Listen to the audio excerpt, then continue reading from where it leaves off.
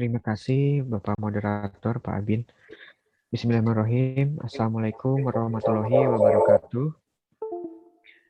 Pertama-tama yang saya hormati Bapak Rektor Universitas Muhammadiyah Bandung, yang saya hormati Bapak Dekan beserta jajarannya, dan Bapak Ketua Prodi Akuntansi yang saya hormati, Bapak Ibu dosen, guru besar, tentu yang saya banggakan. Terima kasih atas kesempatan yang diberikan dari program studi akuntansi Universitas Muhammadiyah Bandung. Saya sangat senang sekali dan bangga bisa berada di sini walaupun secara daring virtual Zoom begitu, masih dapat kita bersilaturahim untuk sama-sama mungkin kita belajar meningkatkan publikasi ilmiah baik di jurnal yang terindeks Scopus maupun Web of Science. Pak Abin, mungkin saya mohon izin share screen ya.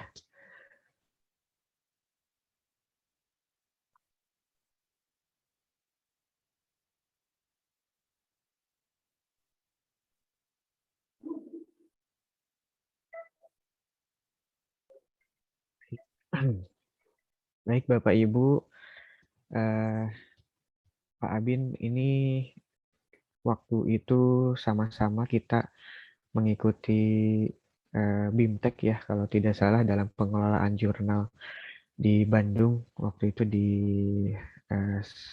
di hotel di salah satu di Cihampelas untuk mengikuti BIMTEK pengelolaan jurnal bereputasi sekitar tahun berapa ya Pak Abin ya, 2019 apa 2018 ya. Iya. Jadi perjalanannya sudah panjang juga dengan Pak Abin. Alhamdulillah bisa bersilaturahim kembali. Eh, Mungkin di sini saya mencoba sharing experience, mungkin berbagi pengalaman saja, karena kalau sharing knowledge, saya yakin Bapak Ibu juga pasti sudah banyak mengetahui terkait dengan publikasi ilmiah maupun riset ya, riset ilmiah yang sudah Bapak Ibu lakukan tentunya. Sangat menarik sebetulnya topiknya ini, kiat menembus jurnal terindeks Scopus maupun Web of Science, yang mana ini merupakan salah satu apa ya eh, yang harus para peneliti maupun dosen eh, lakukan begitu, karena tadi kalau mengutip dari Pak Dekan bahwa publikasi ilmiah yang diterbitkan di jurnal internasional bereputasi maupun jurnal nasional itu merupakan media bagi akademisi untuk membangun reputasi individu maupun institusi tempatnya mengabdi ya, begitu. Dan kalau eh, trennya saat ini begitu, memang dari sisi jumlah publikasi ilmiah dari negara Indonesia ini cukup ada peningkatan ya dibandingkan dengan negara-negara lainnya yang ada di Asia Tenggara, sudah mulai meningkat begitu. Eh, Pasti Bapak Ibu di sini sudah banyak mengenal logo-logo yang ada di layar ini mungkin ya. Nah, mungkin sambil sedikit kuis begitu. Bapak Ibu mungkin ada yang tahu salah satu logo di sini. Ini merupakan perangkat riset dan publikasi ilmiah ya. Dan saya yakin pasti Bapak Ibu sangat mengetahui dan familiar untuk melihat beberapa logo maupun gambar yang memang ini menjadi amunisi ya, amunisi dalam melakukan setiap kegiatan penelitian maupun publikasi ilmiah. Di dalam perangkat riset maupun publikasi ilmiah ini satu kesatuan ekosistem yang saling terkait ya, mulai dari pencarian referensi, lalu juga bagaimana untuk menulis, dan sampai dengan output aplikasinya begitu. Eh, Bapak Ibu mungkin ada yang tahu di sini salah satu gambar. ada mengenal, baru melihat begitu. Pak Abin mungkin Pak Abin pasti sudah hatam ya. Kalau Pak Abin ini pasti sudah hatam. Dan Pak Abin hampir mirip ya, sama bisa dikatakan sama dengan saya sustainable finance ya. Ini sudah makanan sehari-hari ya, mulai dari referensi kita mengenal beberapa penerbit terkemuka atau bonafit ya. Ada Science Direct, EBSCO, Emerald, Springer, ProQuest yang bisa kita akses begitu secara berbayar gitu, dan juga ada yang gratis yang disediakan oleh Directory of Open Access Journal DOAJ yang sudah tidak asing lagi. Di Indonesia pun ada Garba Rujukan Digital Garuda, lalu ada Dimension dan lainnya, serta link paten lainnya seperti Google Paten dan seterusnya. Lalu juga alat untuk menulis ini pasti ini juga Bapak Ibu sudah banyak yang menggunakan, mulai dari manajemen referensi, Mendeley, ataupun pengecekan tata bahasa, pengecekan kemiripan, yang tentu ini sangat berarti dalam penulisan ya. Tidak lupa juga sebagai penulis maupun peneliti sekarang ini apa ya, wajib memiliki sebuah identity ya, yang menunjukkan bahwa apa ya, history ataupun track record di dalam publikasi ilmiah penelitian yang berdampak yang sudah dipublikasikan baik di jurnal internasional maupun nasional yang juga sudah bereputasi, dan juga ada Pablon ya untuk Web of Science. Lalu tempat publikasi Bapak Ibu ada di Sinta, DOAJ untuk Open Access, Scopus maupun Web of Science begitu ya. Nah ini eh, apa, langkah awal mungkin ya, langkah awal untuk mengenal. Kalau kita kenal, insya Allah pasti kita akan menyayangi begitu ya. Eh, lalu ceritanya begini mungkin ya, kenapa sih kita harus melakukan publikasi ya? Kalau dilihat dari latar belakang, mungkin publikasi jurnal di internasional bereputasi ini secara budaya mungkin masih rendah ya. Dan banyak hal lainnya seperti mungkin di setiap peneliti mungkin ada rasa kurang percaya diri begitu ya. Aduh, saya mungkin bahasa Inggrisnya kurang bagus atau kurang pede begitu ya. Atau juga terkait dengan insentif ya, insentif yang didapatkan untuk publikasi internasional ini baik dari pemerintah masih sangat kompetitif begitu ya, masih banyak yang apa di dilakukan oleh peneliti untuk memperkaya mungkin ya, meningkatkan juga uh, di dalam alur penulisan di jurnal bereputasi tadi. Lalu juga walaupun banyak jurnal-jurnal yang biaya publikasinya mahal begitu ya, relatif mahal atau relatif tinggi, tapi sebetulnya ada juga jurnal internasional yang memiliki impact faktor tinggi, itu yang memiliki apa, biaya penerbitan begitu ya, atau publication fee yang gratis begitu, itu juga bisa kita manfaatkan. Nah, tentu untuk publikasi ilmiah ini apa ya, perlu untuk dilakukan dan dimanfaatkan untuk kepentingan dan kebermanfaatan sebagai rujukan industri maupun juga untuk masyarakat maupun juga untuk perusahaan. Dan salah satunya adalah pengakuan internasional.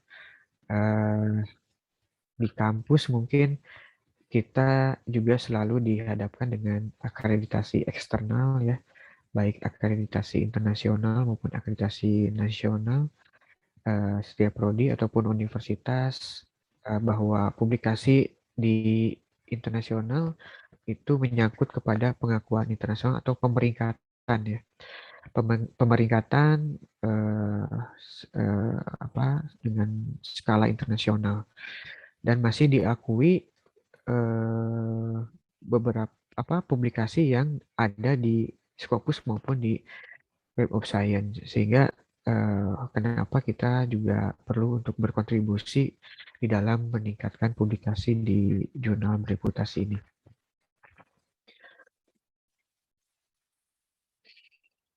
Nah, ini mungkin informasi penting sebelumnya untuk Bapak Ibu, bagaimana sebuah artikel yang bisa diindeks di Scopus,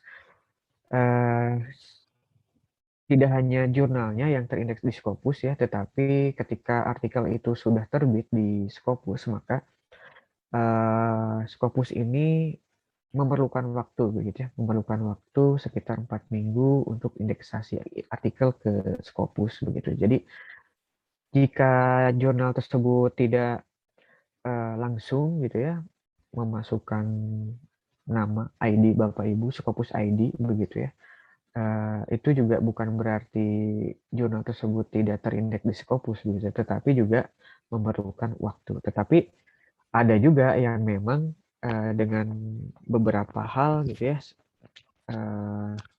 Scopus ID Bapak Ibu untuk artikelnya tidak masuk begitu ya, mungkin saja jurnalnya discontinue atau memang jurnalnya juga jurnal bajakan, nanti kita akan bahas seperti apa. Nah, untuk jurnal yang ada di Scopus terus artikelnya belum masuk ya, kalau lebih dari 1 bulan begitu, sebetulnya bisa juga Bapak Ibu untuk mengisi form online yang ada di link berikut ini ya, di service.elsevier.com, nanti bisa mengisi form di situ. Pada dasarnya Scopus dan Web of Science ini dua lembaga pengindeks internasional yang sudah bonafit ya, sudah established begitu, dan masih dipakai rujukan di dunia internasional untuk perguruan tinggi, pemeringkatan, dan untuk itu juga kita perlu meningkatkan publikasi dan publisitas di jurnal-jurnal yang sudah terindeks. Untuk jurnal-jurnal terindeks Scopus ini sangat banyak sekali ya. Nanti kita coba untuk melihat mana sih jurnal-jurnal yang cocok. Mungkin nanti saya akan memadukan dari sudut pandang saya sebagai penulis maupun sebagai editor maupun sebagai review jurnal, dan pengalaman saya sebetulnya ini diawali dari short course ya. Pada waktu itu saya mengalami melalui short course di India. India ini sebuah negara yang kalau kita tahu di sana penerbit jurnalnya sangat banyak, dan saya pernah mengunjungi Sage Publishing ya yang sudah terkenal, dan alhamdulillah mengetahui beberapa bisnis proses dari penerbitan di sana begitu. Lalu dimulai dari situ kami pun saya diberikan tugas untuk mengelola jurnal di kampus, dan alhamdulillah sekarang juga sudah masuk di Web of Science di SC ya. Dan ini perlu juga penting yang harus kita pahami bersama, bahwa cara pandang terhadap menulis artikel ilmiah, yang pertama, artikel ilmiah ini adalah hasil akhir dari sebuah proses penelitian. Sehingga kalau dalam Tridharma pengajaran tadi ya, ada pengabdian, ada penelitian.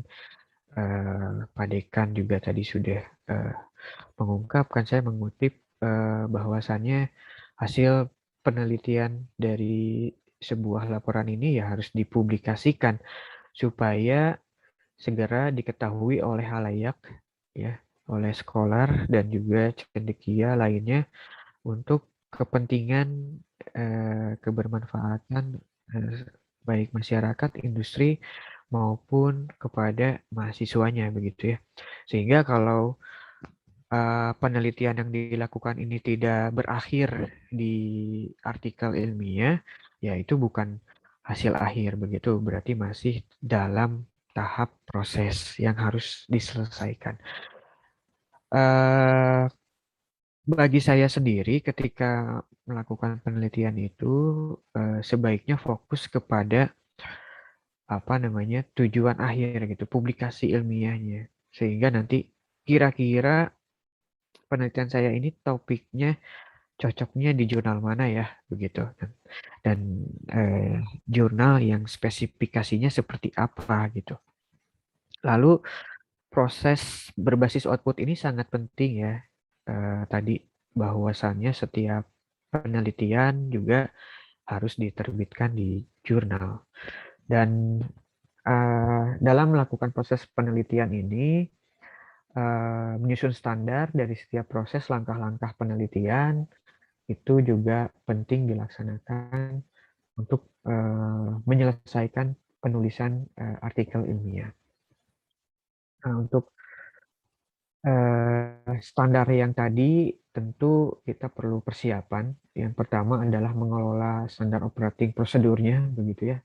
Bagaimana sih menghasilkan suatu hasil penelitian yang sesuai standar, memiliki standar internasional, begitu ya. Bahkan sebetulnya kalau melihat standar, begitu ya, standar eh, apa publikasi ilmiah itu justru jurnal-jurnal nasional menurut saya lebih sulit begitu daripada jurnal-jurnal internasional gitu ya, karena standarnya juga lebih tinggi gitu ya.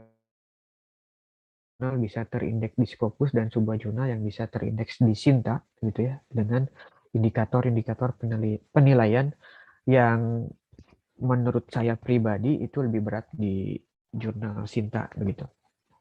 Lalu yang kedua adalah menyiapkan logbook penelitian yang baik ya, atau catatan harian. Kalau ibu bapak yang dulu selalu mungkin pernah membuat catatan harian gitu ya. Nah, sebaiknya juga penelitian ini dibuat logbooknya, catatan apa saja yang telah dikerjakan, artikel mana yang sudah dibaca begitu ya. Biasanya saya lakukan dengan membuat logbook, dibuat dengan cover, lalu juga tabel, hasil-hasil abstrak yang sudah dibaca atau yang sudah dikumpulkan, mapping literatur itu tanggal berapa saya baca, tanggal berapa saya sudah selesai membaca, itu biasanya saya simpan di logbook. Dan sampai dengan pengolahan data dan sampai uh, target publikasi ilmiah begitu. Lalu juga mengolah data dengan aplikasi statistik ya. Ini juga bagian yang harus disiapkan. Yang mana tentu aplikasi statistik ini banyak, hanya mungkin saya menekankan kepada tidak terlalu fanatik terhadap aplikasi, salah satu aplikasi statistik gitu, dengan aplikasi tertentu gitu ya. Karena setiap aplikasi tentu ada apa ya, manfaat yang berbeda begitu. Untuk penelitian yang cross section mungkin ya Bapak Ibu bisa menggunakan SPSS begitu ya, atau untuk penelitian yang sifatnya panel data bisa menggunakan eViews atau apa Stata gitu ya, dan lainnya begitu. Lalu yang keempat, kita masuk di era 4.0 yang apa namanya, ini juga eh, kita masuk ke era apa adaptasi kebiasaan baru ya, apalagi di zaman pandemi COVID ini, mau tidak mau apa manajemen pengolahan file digital ini menjadi sangat krusial begitu ya. Kalau dulu mungkin ketemu dengan teman-teman tim anggota, researcher, teman-teman dosen, kolega begitu ya, untuk menentukan diskusi. Kalau sekarang dengan era pandemi, manajemen pengolahan file digital ini sangat penting ya. Dan sarana Zoom ini bisa dijadikan sebagai co-working space-nya begitu ya, untuk pengerjaan ataupun nanti diskusi bersama di dalam penulisan artikel ilmiah begitu. Biasanya yang pertama adalah membackup secara online dan integrasi dengan personal komputer data-data yang sudah ada di PC itu biasanya disimpan juga di di backup secara online, baik itu di email ataupun di penyedia storage internet cloud ya, misalnya Google Drive atau Dropbox begitu ya, OneDrive gitu, untuk menyimpan data yang lebih aman begitu ketika misalnya komputernya kena virus ataupun error gitu ya, data kita sudah simpan begitu, data-data sudah kita simpan di internet cloud, di penyedia storage yang sudah kita miliki begitu, yang mana ini sudah terintegrasi dengan laptop kita begitu, ataupun dari handphone itu kita bisa baca berulang-ulang, kita kelola berulang-ulang ya, dirapihkan, disimpan, disusun rapi dalam sebuah folder khusus misalnya. Misalnya dengan target publikasi di jurnal tertentu begitu ya, dengan folder khusus begitu. Nanti mulai dari bahan referensinya, logbooknya, lalu juga mapping literatur, pengolahan data, referensi, dan bab per bab begitu ya, section per section dari template alur penulisan itu juga disimpan di folder khusus dengan sistem penamaan file yang baik tentunya. Untuk sistem penamaan file yang baik juga ini memudahkan kita mengingat begitu ya. Selain melihat kepada logbook tanggal sekian sudah sampai tujuan penelitian misalnya, atau sudah sampai metode penelitian. Nah, ini juga penamaan file juga sangat penting. Misalnya bab 1 atau introduction underscore tanggal sekian. Bahkan saya biasanya sampai ditulis juga jamnya begitu. Lalu misalnya nanti dengan tim yang lain, kolega tim misalnya untuk bab 2 atau literatur review misalnya, underscore tanggal sekian begitu. Jadi di sini penamaan file yang sangat baik untuk juga memitigasi artikel atau file yang tidak salah begitu ya, membuka file atau file yang tidak salah kita buka. Lalu juga sistem sharing dan proteksi keamanan file ini juga sangat penting. Di dalam media storage tadi, penyedia tadi tentu ada fitur ya untuk sharing dengan tim anggota kita dalam melakukan editing dan juga proteksi keamanan yang sangat baik begitu.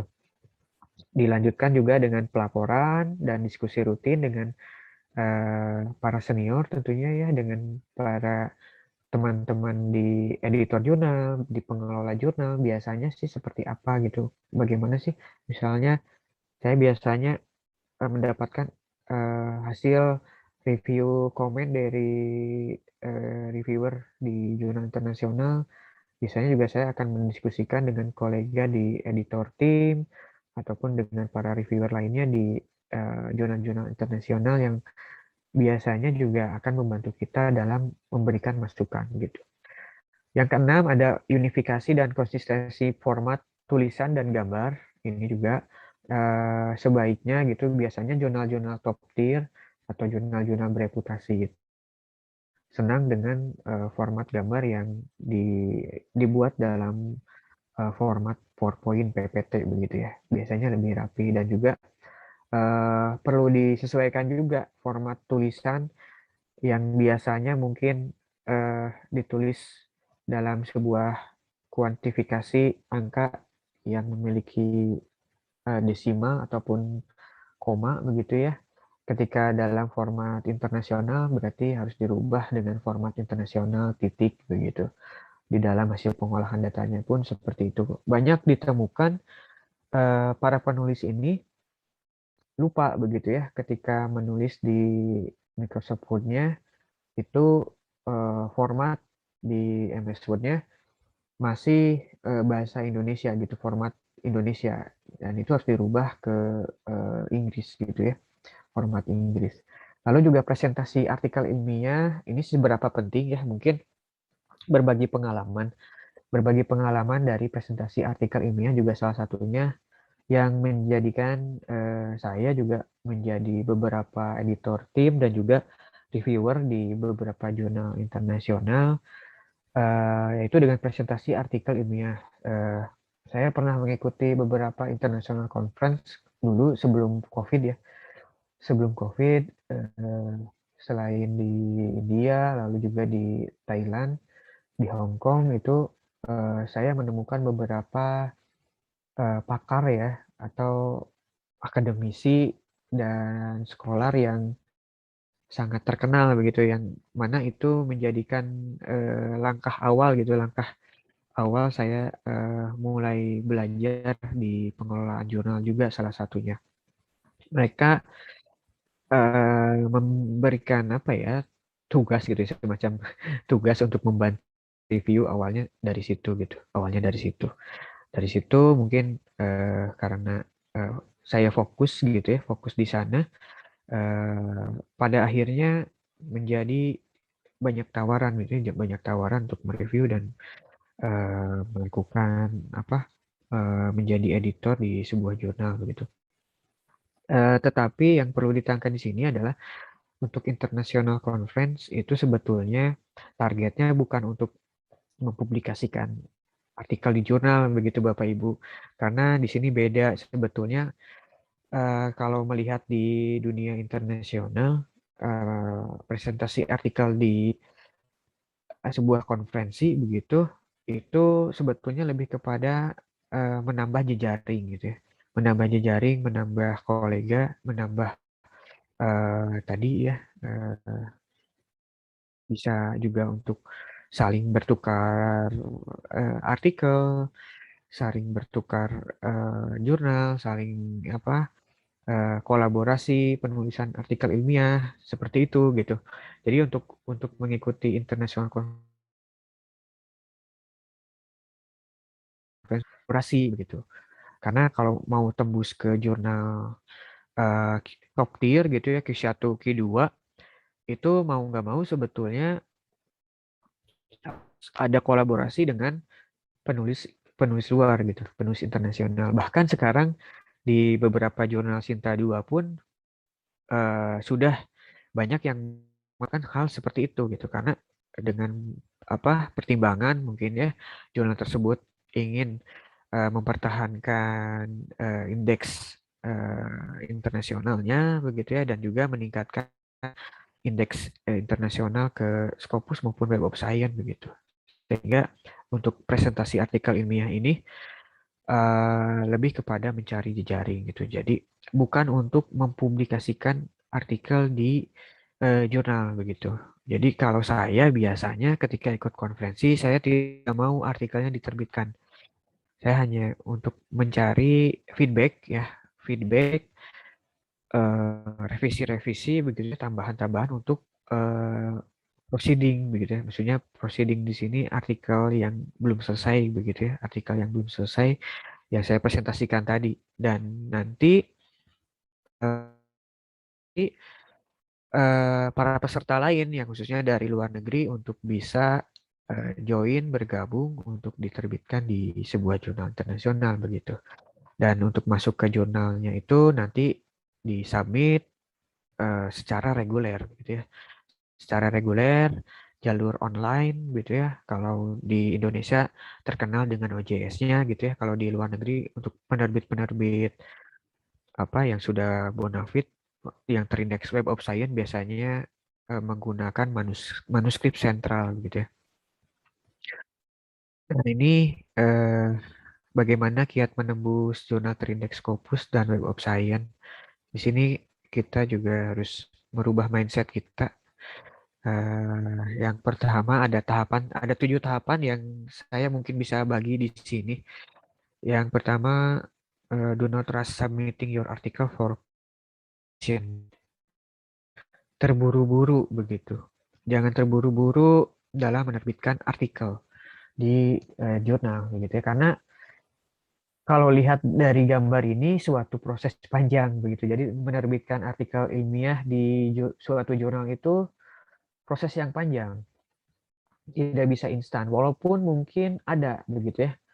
Ada jurnal-jurnal yang apa, menerbitkan artikel yang bisa cepat begitu. Itu ada. Tetapi Bapak Ibu juga harus hati-hati. Hanya saja mungkin saya ingin berbagi juga, tidak semua jurnal yang menerbitkan artikel yang cepat itu dianggap predatory begitu. Tidak semua yang jurnalnya cepat publikasi itu tidak semuanya predatory, dan tidak semuanya juga yang apa yang lambat itu predatory begitu. Jadi ini bisa nanti kita lihat karakteristik dari jurnalnya gitu ya. Nanti kita lihat dari karakteristik sebuah jurnal, di mana tadi kalau uh, diulangi ke belakang bahwa sebuah publikasi itu merupakan proses penelitian, kajian riset dalam menghasilkan sebuah naskah. Dan formatan itu biasanya langsung saja kita merujuk kepada template penulisan jurnal mana yang ingin kita tuju, begitu. Ingin kita tuju, yang ingin kita publikasikan. Uh, Tentu dalam sebuah manuskrip yang baik, itu juga kita harus mengevaluasi diri. Naskah kita ini sudah sejauh mana layaknya gitu. Apakah naskah kita ini cocok untuk Sinta 2 atau Sinta 3 atau Sinta 4 dan seterusnya, apa cocok untuk Q1 begitu. Ya itu juga penting dalam tahapan awal mengevaluasi sejauh mana sih kelayakan hasil dari naskah yang sudah kita tulis bersama begitu untuk dipublikasikan begitu. Uh, Jangan sampai tulisan ini sebetulnya untuk Sinta 2 begitu ya, atau Sinta 3, tapi kita publikasikan untuk Q1 gitu ya. Nah, itu juga agak agak agak riskan nanti, tetapi tidak apa kalau misalnya memang ingin mendapatkan feedback gitu ya. Kalau menginginkan feedback begitu. Feedback masukan yang banyak untuk penyempurnaan penulisan begitu ya. Seperti itu juga bagus begitu. Saya biasanya target awal tuh selalu top tier. Tujuannya bukan untuk diterima begitu. Tujuannya untuk ditolak. Tujuannya untuk ditolak, untuk ingin tahu gitu ini kelemahannya apa, kekurangannya apa. Dari situ saya perbaiki begitu. Dari situ saya perbaiki, dan beberapa artikel yang sudah dipublikasikan di jurnal top tier yang saya sudah pernah tembus itu justru eh, sebetulnya banyak juga yang ditolak dan diterima di jurnal top tier lainnya begitu. Nah ini juga kadang kadang juga reviewer itu juga mood-moodan gitu. Kadang juga kalau mood reviewernya bagus ya mungkin kita juga beruntung begitu ya. Tapi kalau misalnya mood reviewernya lagi nggak bagus ya, sebagus apapun tulisan kita ya mungkin tulisan kita juga akan di reject begitu. Lalu pahami hasil riset begitu ya. Hasil riset ini memberikan dampak untuk siapa begitu ya, atau hanya skupnya hanya di Indonesia saja kah, atau untuk lokal, regional. Nah itu juga perlu dipahami, dan juga kebaharuan maupun orisinalitas dari sebuah riset dan sumbangan bagi hasanah ilmu untuk kualitas dari standar artikel yang bisa tembus ke jurnal internasional. Ini juga kita harus kolaborasikan gitu, tidak bisa parsial. Salah satu dari kaidah kaidah tadi untuk bisa tembus ke jurnal internasional gitu. Di sini banyak ya pencarian tempat publikasi di Scopus maupun di Web of Science begitu ya, atau DOAJ. Ini pilihannya mungkin. Langkah yang saya lakukan itu justru kebalik begitu. Dulu itu saya langsung ke jurnal internasional, tidak ke jurnal nasional dulu begitu untuk pertama kali mempublikasikan itu. Tetapi ya jurnal internasional naik ke jurnal Scopus ya tidak langsung juga tinggi begitu ya. Eh, Sambil memahami karakteristik dari sebuah jurnal, dan kita juga perlu melihat pengelola jurnalnya begitu. Ada nggak misalnya panutan kita di bidang akuntansi misalnya, di bidang akuntansi keberlanjutan misalnya, ini editor ini yang saya idolakan gitu. Saya mengamati terus tulisan-tulisannya dan bagaimana karakteristik dari jurnalnya itu gitu, sehingga bisa diterima di jurnal tersebut begitu. Eh, di sini ada Simago ya. Simago itu labnya dari Scopus begitu ya, lab yang ada di Spanyol begitu.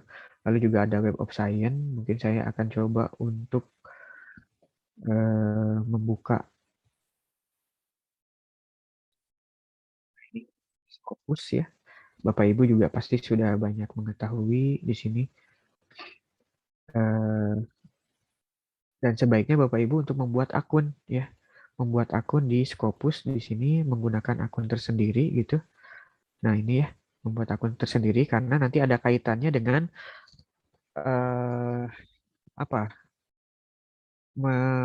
Mengetahui novelty kita ada di mana atau originalitas kita ada di mana begitu.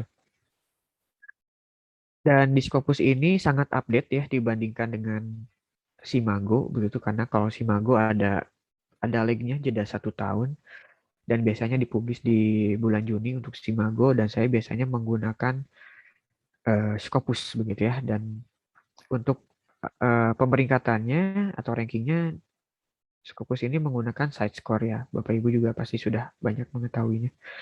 Di sini misalnya contoh di akuntansi ya, di akuntansi kita klik subjek areanya gitu yang sesuai dengan bidang akuntansi yang masih saling terkait begitu ya.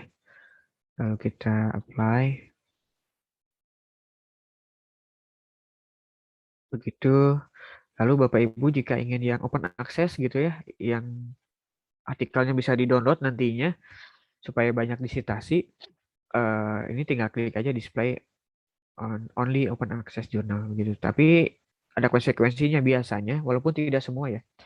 Biasanya jurnal open access itu ada APC-nya, Article Processing Charge atau biaya publikasi. Tapi ada juga yang open access biaya publikasinya itu tidak dibebankan kepada penulis. Ada yang dibebankan juga oleh si pengelola jurnal, ada yang seperti itu. Lalu kita ingin lihat tipenya jurnal, misalnya pengen Q1 begitu ya. Kita coba klik apply. Nah, ini muncul ada 40. Nah, ini juga 40 jurnal yang beririsan dengan bidang akuntansi. Ini jurnal Cleaner Production. 1 tahun ini bisa kurang lebih 12 edisi kalau tidak salah, banyak sekali edisinya.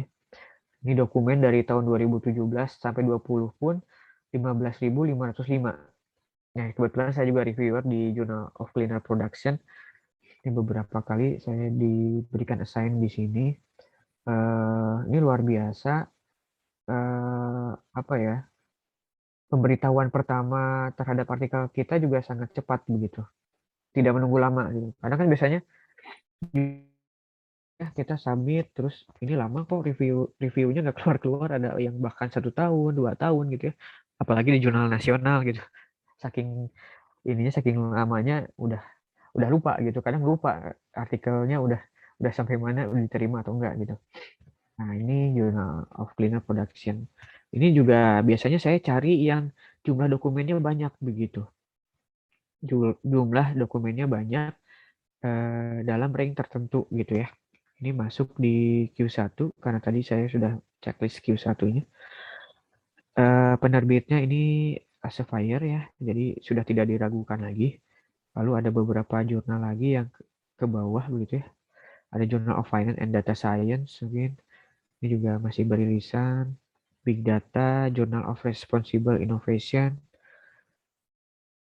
Financial Innovation, dan lainnya gitu. Nah, ini sebetulnya salah satu pertama pencarian ya, ini yang open access. Saya coba cari yang open access. Oke, lalu berikutnya Web of Science begitu ya. Ini juga penting gitu karena untuk apa?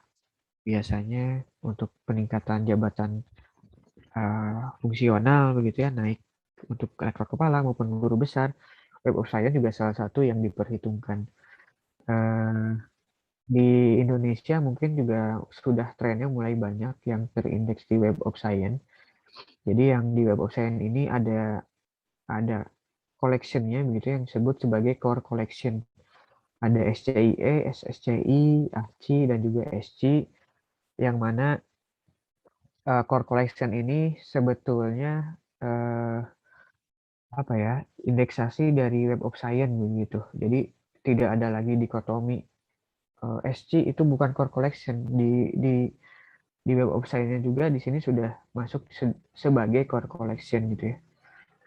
Koleksi inti dari apa Web of Science sendiri begitu. Dan biasanya kalau tadi Scopus terkenal dengan side score ya, itu di Web of Science terkenal dengan impact factor gitu. Impact factornya dampaknya.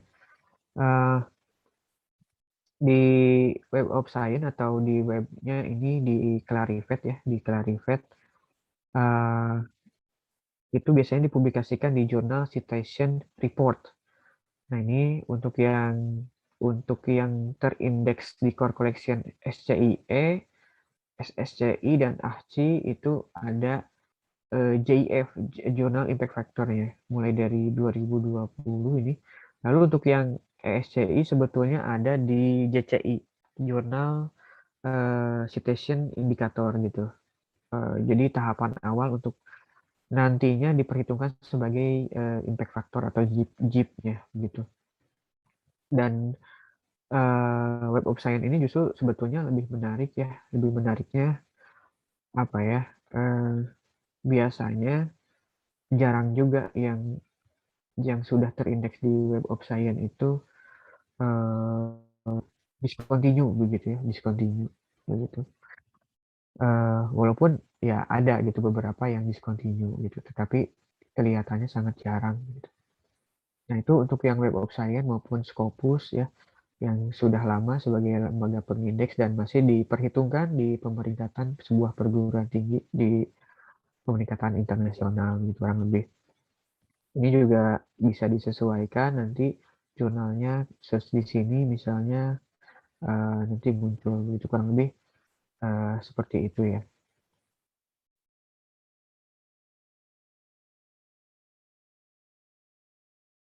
Saya kembali lagi mungkin ke sini. Lalu yang kedua, template penulisan ini juga kita perlu menyesuaikan. Template penulisan terkadang apa eh, banyak penulis yang tergesa-gesa gitu ya, tergesa-gesa tidak menyesuaikan dengan template gitu. Ah, seenaknya aja pakai formatan skripsi gitu ya, formatan tesis atau formatan disertasi langsung aja gitu di submit. Wah, itu udah pasti otomatis di reject gitu. Jadi lihat dulu template-nya, walaupun template itu tidak bisa di-download tapi biasanya ada di author guideline ya, atau guide for author gitu, yang bisa kita ikutin. Misalnya ini jurnal formatnya IMRAD gitu ya, Introduction, Method, Result, and Discussion begitu. eh, itu bisa kita sesuaikan, atau misalnya yang ada literatur review-nya gitu. Nah, itu juga bisa diikuti gitu, walaupun tidak ada template apa dalam MS Word-nya gitu ya, tapi kita juga bisa mengikuti gitu. Jadi tidak harus kita apa tempelkan di template-nya juga dengan MS Word biasa, tapi sesuai kaidah petunjuk penulisan itu juga tidak jadi masalah. Tetapi ada juga sih sebetulnya jurnal-jurnal yang ketika submit itu langsung membalas, tolong masukkan ke format template file di sini begitu. Format jurnal ini ada yang seperti itu. Ada juga jurnal yang udah penulis tidak usah perlu capek-capek gitu memformat. Nanti diformat oleh pengelola jurnal gitu. Sampai dengan proses galley proof-nya gitu, penataan, penulisan begitu, itu sudah dilakukan oleh pengelola jurnal. Ada yang seperti itu. Jadi penulis tidak terlalu capek. Ada yang jurnal membebankan kepada penulis untuk memasukkan ke dalam template, ada yang seperti itu. Nah, ini penulisan referensi ya tadi. Nah, untuk penulisan referensi ilmiah, sebetulnya lebih cenderung eh, untuk apa ya, bukan menghilangkan literatur review, tetapi literatur review ini lebih baik dimasukkan untuk menjadi artikel pertama begitu ya, untuk model kualitatif begitu, dengan sistematik literatur review, sehingga penulisan referensi ilmiah itu bisa dijadikan sebagai tahapan awal begitu untuk eh, mengungkapkan kebaruan atau orisinalitas penelitian kita begitu. Apakah posisinya di mana, state of the art posisi penelitian kita ini akan ada di mana gitu. Sehingga eh, saya akan coba share di sini ya, bagaimana Bapak Ibu bisa mendapatkan akses gratis dari database Scopus ya. Database Scopus Bapak Ibu. Nah, di sini bisa masuk ke dev.elsevier.com. Mungkin Bapak Ibu juga sudah tahu gitu. dev.elsevier.com.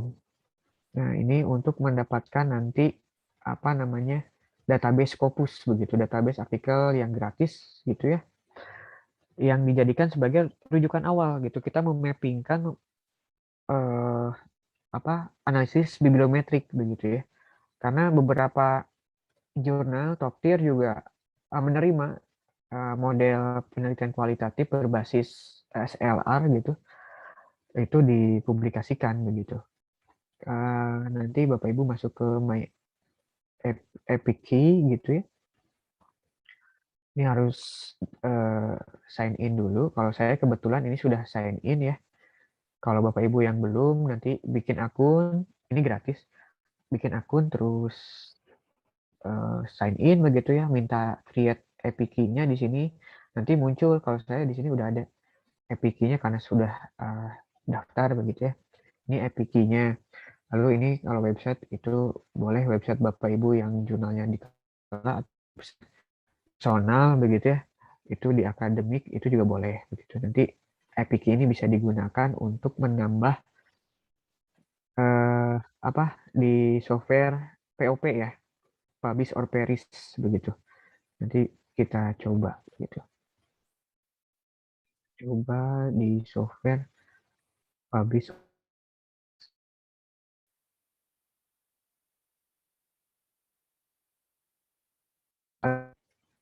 Masih ada waktu ini.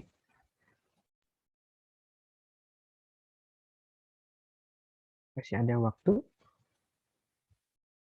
Ya, nanti ini yang kedua adalah masuk ke software Herzing Publish or Perish ya. Ini bisa di-download juga di websitenya.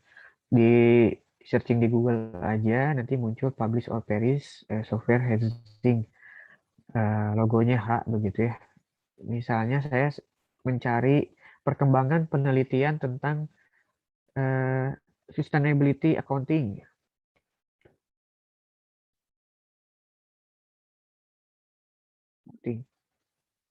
Nah ini dari tahun 2020 lah misalnya, yang terdekat saja. 2020 nanti saya search. Ini sudah saya gunakan Epic Key-nya tadi. Di layar Bapak Ibu apakah muncul aplikasi Herzing ini? Abin, muncul untuk aplikasi Herzing? Muncul, Pak. Muncul ya? Oke. Nah, di sini sudah muncul ya perkembangan penelitian tentang sustainability accounting di beberapa jurnal yang terindeks di Scopus, dan tentu bahkan biasanya Scopus juga ada juga jurnalnya yang terindeks di WOS juga berbarengan gitu. Ada misalnya ini jurnal Generation COVID dan sebagainya, ini ya bisa banyak. Nah, nanti dari sini kita bisa save gitu. Save result gitu ya ke as risk atau ref manager, referensi manager.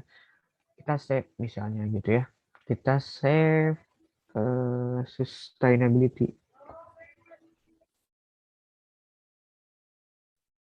Di counting gitu.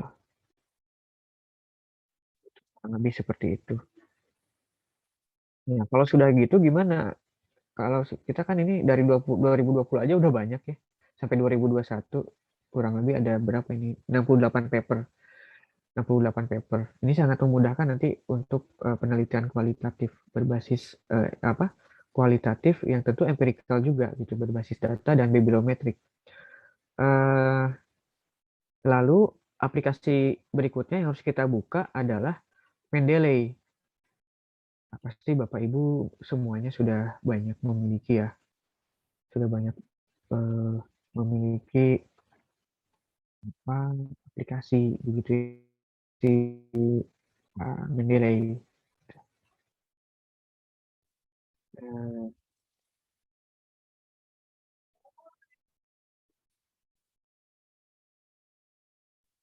sudah muncul belum ya aplikasi Mendeley-nya?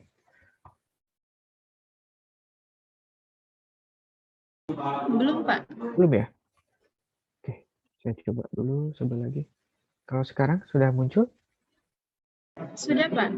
Sudah ya? Ya. Baik. Nah, ini di aplikasi Mendeley nanti kita bisa add file. Add file, kita cari versi begitu. Ini tergantung nanti masuknya kemana gitu ya. Saya coba cari dulu tadi di save. Nah, ini sustainability accounting. Open. Nah, masukkan semua tuh. Jadi memudahkan kita untuk mendapatkan referensi begitu. Perkembangan penelitian misalnya mau di Indonesia, perkembangan penelitiannya di mana gitu ya, seperti apa, sudah sejauh mana misalnya kaitannya sustainability accounting dengan eh, apa value of the firm gitu ya, atau di sektor public accounting gitu, atau di higher education. Nanti kita bisa memetakan dari sini untuk salah satunya ya, salah satu dalam menentukan novelty begitu. Nah, nanti bagaimana mendapatkan akses gratisnya? Contoh misalnya, saya coba lihat dulu. Misalnya begitu ya, Bapak Ibu tidak apa tidak melanggan gitu ya, melanggan eh, publikasi dari jurnal-jurnal kasih gitu. Nah, ini eh, saya biasanya yang pertama kalau memungkinkan mengemail langsung kepada penulis itu lebih bagus. Itu lebih bagus. Eh, dari pihak penulis luar negeri itu suka suka ngasih gitu, suka ngasih artikelnya. Saya suka sering juga email sambil berkenalan, membuka jejaring, saya email, saya mau minta penelitiannya karena saya lagi belajar meneliti gitu di bidang yang profesor itu teliti gitu ya. Dia juga bahkan dengan senang hati gitu memberikan artikelnya, artikel berbayarnya itu dengan ini tadi ya. Langkah kedua mungkin kalau tidak diberikan, tidak ada jawaban ya mau nggak mau saya biasanya buka Skyhub gitu. Skyhub.se ataupun .tw gitu. Nah, ini integrated processing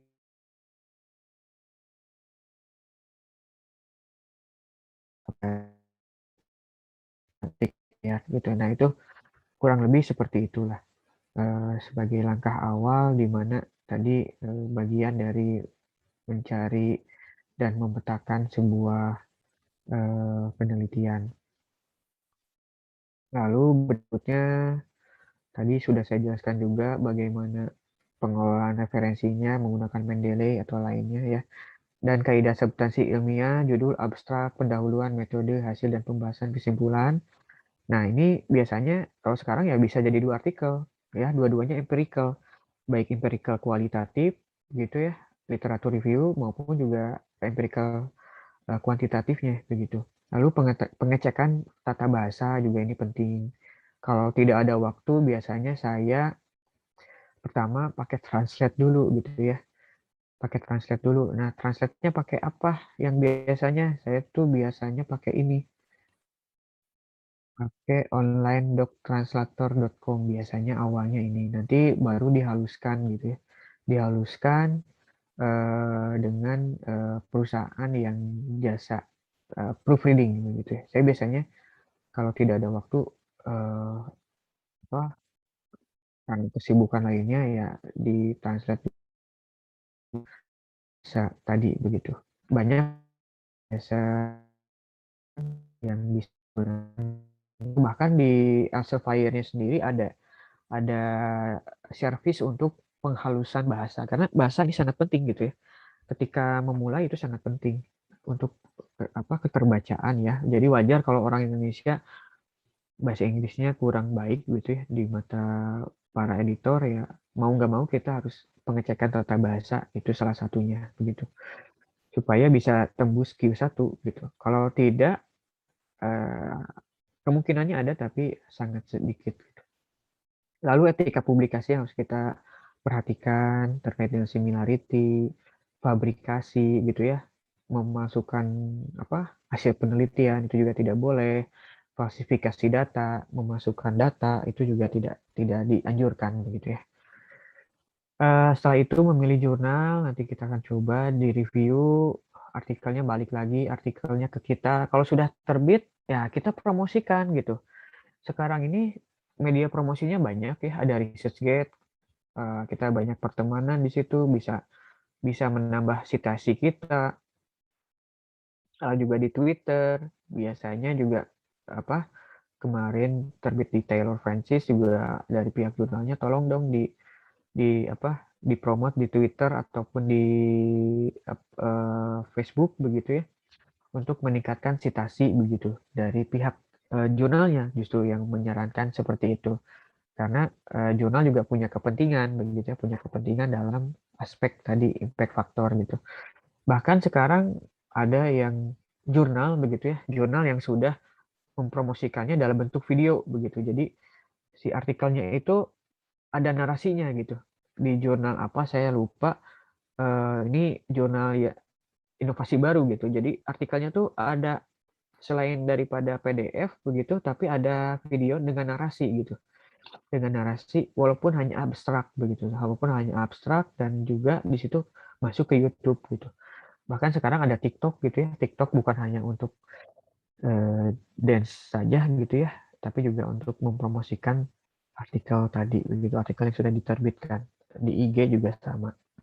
Ini juga sudah trennya ke arah sana begitu, untuk ya tujuannya untuk menyebarluaskan kan, untuk menyebarluaskan hasil penelitian kita supaya lebih membumi gitu, down to earth gitu ya, down to earth ke halayak masyarakat gitu. Masyarakat pun sekarang bisa membuka IG dengan edukasi hasil penelitian, juga TikTok gitu ya, YouTube gitu, sehingga menambah hasanah sumbangan ilmu begitu ya, sumbangan ilmu bagi masyarakat tentunya. Dan dampak dari promosi ya tentu ke Science-Metric-nya gitu tadi ya, ke H-Index begitu ya. H-Index Scopus, H-Index Google Scholar, H-Index Sinta, di Publon juga sama gitu. Jadi bonusnya ya tidak lagi dengan harus saling citasi gitu, itu udah otomatis nantinya gitu. Eh, udah udah jarang lagi gitu minta tolong, tolong dong citasi artikel saya, itu udah jarang lagi. Dengan adanya promosi itu otomatis artikel kita akan disebarluaskan oleh mesin ya, mesin pencari, dan otomatis juga bahwa artikel kita nanti akan dibaca gitu.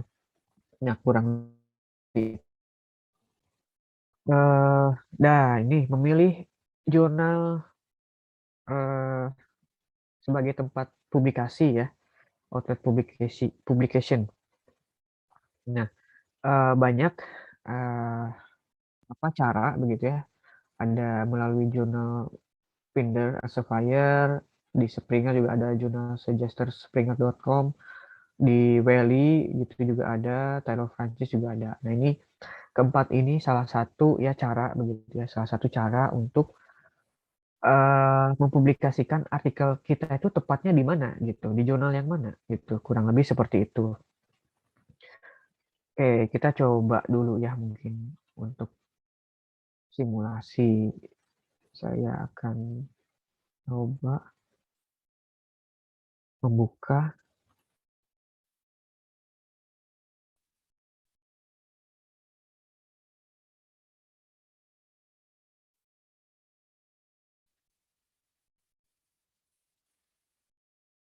Belum muncul ya.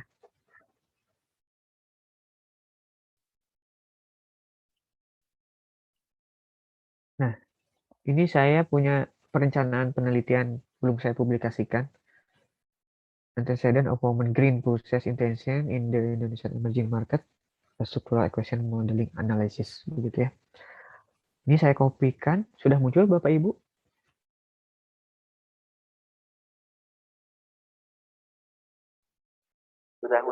Sudah ya. Oke. Abstraknya juga saya masukkan di sini. Nah, ini kelihatan ya kalau ada Grammarly, ini ada kesalahan.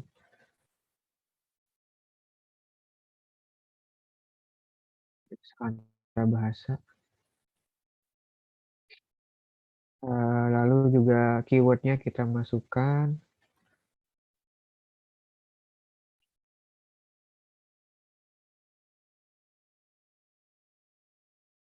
Ini harus satu-satu.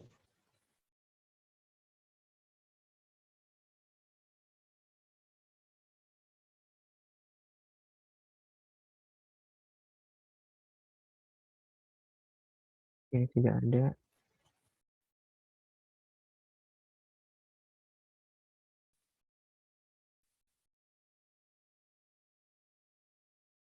Tidak ada. Oke. Ini kita pilih bidang risetnya.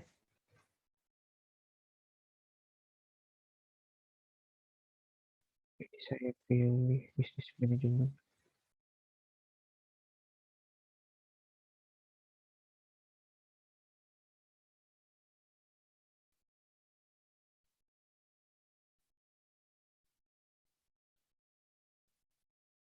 Ya, saya pilih 2.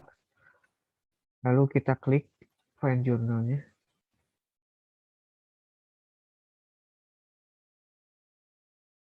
Nah, ada 48 jurnal yang matching dengan artikel saya. Salah satunya Journal of Cleaner Production. Ini match score-nya ya. Nah, kalau kita klik itu lebih lengkap lagi. Set score-nya 13,1, impact factor-nya 9,2, acceptance rate-nya 18%, ini lumayan. Time to first decision, keputusan pertamanya 5 minggu ya. Ini cukup cepat juga, 5 minggu. Jadi nggak khawatir nunggu 3 tahun, 2 tahun gitu. 5 minggu juga udah keluar hasil pertamanya. Itu yang sangat penting begitu untuk mengetahui hasil awal review. Itu udah ada 5, 5 minggu ya. Dan waktu untuk dipublikasikan juga hanya 5 minggu ya. 5 minggu. Jadi tidak lama. Ada biasanya di beberapa jurnal yang sudah bonafit itu ada apa ya? Menu artikel in press begitu. Jadi publikasinya mah kapan aja tapi sudah ada gitu artikel in press-nya, ada artikel yang sudah bisa di-download gitu ya, disitasi gitu. Tapi belum masuk ke edisi gitu. Itu di beberapa jurnal bonafit ada gitu yang seperti itu. Jadi tidak lama gitu time to publication-nya. Ada yang artikel in press, ada early artikel gitu ya. Kalau di Welly early artikel, terus juga kalau di Inner Science itu forthcoming artikel gitu ya. Terus di apa Taylor Francis juga sama, Springer juga sama gitu ya. Ada artikel impressnya.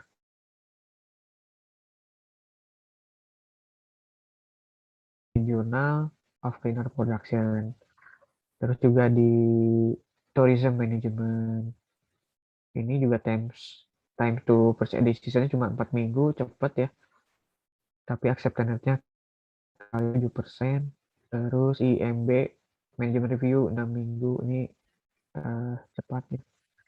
Nah, itu salah satunya di Elsevier. Atau misalnya nggak mau Elsevier, kita coba ke ini Taylor Francis. Nah, ini saya biasanya senangnya sih Taylor Francis. Taylor Francis tuh apa ya? Bagus tapi eh, lebih lebih enak gitu dilihatnya. Ini kita copy paste ke abstraknya sama seperti tadi. Nanti nanti Taylor Francis akan mengarahkan gitu.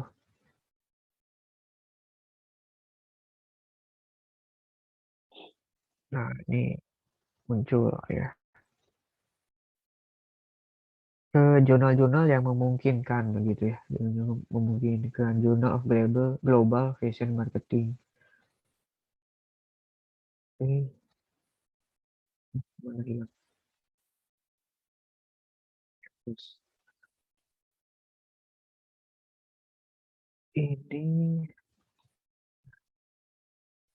ini kurang lebih kalau di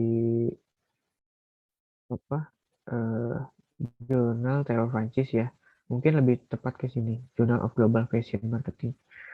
Nah, kurang lebih seperti itu. Ada juga di Welly juga sama ini ya. Welly juga sama. Tapi Welly itu agak sulit ya tembusnya. Agak sulit. Tapi ada juga orang Indonesia yang tembus di sini.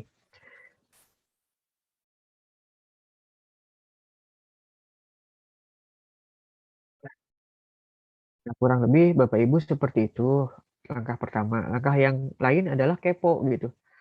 Kepo sama senior Bapak Ibu gitu ya. Atau panutan Bapak Ibu di kampus lain gitu misalnya.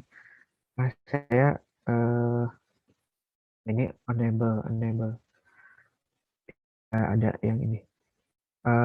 Apa misalnya kepo sama idola peneliti Bapak Ibu di kampus lain gitu ya. Itu juga bisa. Nanti Bapak Ibu tuh masuk ke Scopus gitu ya. Masuk ke Scopus misalnya tuh, nanti ke author search, nanti dilihat di Scopus ID-nya lah. Mereka masuk ke jurnal-jurnal mana aja gitu. Masuk ke jurnal-jurnal mana aja. Nah, misalnya orang Indonesia kebanyakannya masuk jurnal apa sih gitu ya. Oh, ternyata ada International Journal of Data and Network Science, ada Sustainability, lalu juga Journal of Asian Finance, Economic and Business, Journal of Sustainable Finance and Investment gitu ya, dan seterusnya gitu. Itu bisa apa dikepoin gitu. Oh, ini terbitnya ke jurnal itu ikutan. Ya boleh juga gitu walaupun FOMO istilahnya gitu ya. Tapi tidak jadi masalah. Cuman yang harus dipertimbangkan adalah harus hati-hati juga. Kalau di sebuah jurnal itu udah banyak banget orang Indonesia nulis di situ, apalagi mahasiswa begitu ya. Mahasiswa banyak nulis di situ, wah itu harus hati-hati. Biasanya ini dalam jangka waktu dekat gitu jurnal itu akan di apa namanya? eh discontinue gitu. Jurnalnya akan discontinue gitu. Apalagi peningkatan apa ya? Peningkatan apa tuh namanya? Jumlah artikel yang dipublikasikan gitu ya. Itu cepet banget gitu. Contoh lah misalnya nih, jurnal Asian Finance, Journal of Asian Finance and Economic and Business gitu ya. Dulu masih terindeks Scopus gitu, bahkan sempat masuk di Q2 ya. Ini kelihatan ya Bapak Ibu ya masuk Q2. Tapi sebetulnya jurnal ini sekarang sudah tidak lagi terindeks. Jadi Bapak Ibu hati-hati ya. Bapak Ibu hati-hati, ini jurnal sudah tidak lagi terindeks di Scopus gitu. Kita harus rajin-rajin buka webnya, Nah di sini ya ada keterangan gitu. Keterangan saya, nah ini. Survey Scopus in survey product the most content published from Februari 2018. Ini volume isunya has been indexed in Scopus database. Tetapi di sini setelah 31 Mei itu discontinue ya. Jadi mulai dari edisi Mei ke sini itu sudah discontinue. Jadi Bapak Ibu hati-hati kalau eh, apa ya udah submit gitu ya. Nah, mending kalau jurnalnya fair gitu. Ngasih tahu. Kadang ada jurnal yang nggak ngasih tahu gitu Bapak Ibu. Ya. Jadi sudah masuk ke jurnal ini gitu, udah diterima, udah bayar, si jurnalnya nggak ngasih tahu ini jurnal udah nggak terindeks lagi gitu. Kalau saya kondisinya ini kan udah terbit lama begitu, sudah ada di masuk Scopus ID begitu. Tapi kalau yang baru dan belum tahu dan belum baca, kadang ini kalau ini jurnalnya fair ya, masih bagus, dia ngeinfoin gitu dan apa memberikan informasi sehingga kita juga bisa menarik artikel tersebut gitu. Ada yang jurnal nggak ngasih tahu terus ya, nanti pas sudah terbit ternyata jurnalnya nggak terindeks lagi, discontinue gitu ya. Ini sebetulnya ciri-cirinya sudah kelihatan gitu ya dari satu apa terbitan itu banyak sekali artikel dan juga banyak sekali dari Indonesia. Jadi hati-hati kalau sudah banyak dari Indonesia gitu. Jadi udah banyak yang FOMO-nya dari Indonesia, mungkin khususnya juga apa mahasiswa gitu ya. Ini banyak sekali gitu. Dulu sempat sampai ratusan, sekarang 31. Dulu sempat ratusan. Misalnya ini.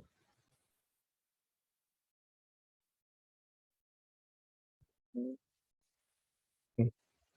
Itu ini sempat ratusan. Nah, berbeda dengan tadi ya jurnal mana? Nah, ini Journal of Cleaner Production. Kalau Journal Cleaner of Production di sini eh, walaupun dia nerbitinnya banyak gitu edisinya dan artikelnya juga banyak, tapi kualitasnya terjaga. Jadi Scopus itu tidak apa ya,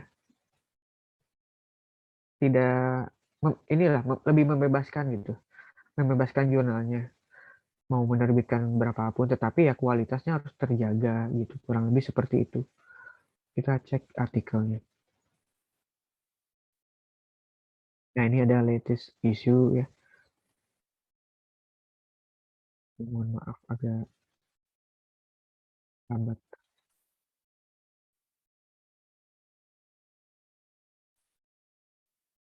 Ini satu terbitannya lumayan banyak sekali artikelnya. Oh issue. Nah ini artikel impress, artikel yang masih dalam proses. Nih, 2021 aja berapa volume ya? Wah, luar biasa nih jurnalnya. Tapi kualitasnya terjaga gitu. Bapak Ibu jangan menyangka jurnal ini jurnal predator ya. Coba aja masuk ke sini itu susah, pasti di reject. Gitu. Jadi tidak serta-merta yang banyak artikelnya itu satu terbitan jurnal predator enggak juga gitu ya. Memang ini jurnalnya apa kualitasnya juga terjaga. Kurang lebih seperti itu. Ini banyak banget tuh artikelnya. Dan kurang lebih tuh sampai ada page terakhirnya page 3 itu waduh luar biasa banyak. Nah, kurang lebih seperti itu. Selain daripada kepoin, nah bisa juga ke situ ya. Oke, langkah selanjutnya masih di step 2 ya, masih step 2 memilih publikasi outlet yang sesuai begitu ya. Kita juga harus lihat informasi APC begitu ya. Berapa sih harga biaya publikasinya, apakah ada atau tidak gitu. Ini biasanya di sini paid for author GFA-nya. Itu nanti kita cek di sini apakah ada biayanya atau tidak gitu. Ini sebetulnya jurnalnya bukan open access tapi ada pilihan untuk open access option. Nah, tentu untuk open access option ini ada biaya yang harus ini ya dibayarkan gitu kurang lebih ini 3.740 USD gitu kalau mau open access ini lumayan mahal ya. Gitu. Kalau open access, kalau tidak open access ya gratis sebetulnya. Hanya ya itu tidak bisa di-download full text-nya gitu. Ya bisa downloadnya cuma pakai apa? eh Skyhub gitu. Tapi kita penulis biasanya di awal diberikan full text-nya gitu ya untuk disebarluaskan linknya. Misalnya embargo 1 bulan bisa di-download terlebih dahulu. Kurang lebih seperti itulah. Lalu ini di pengalaman saya juga terbit di mana di Taylor Francis ya. Ini penelitian kualitatif juga.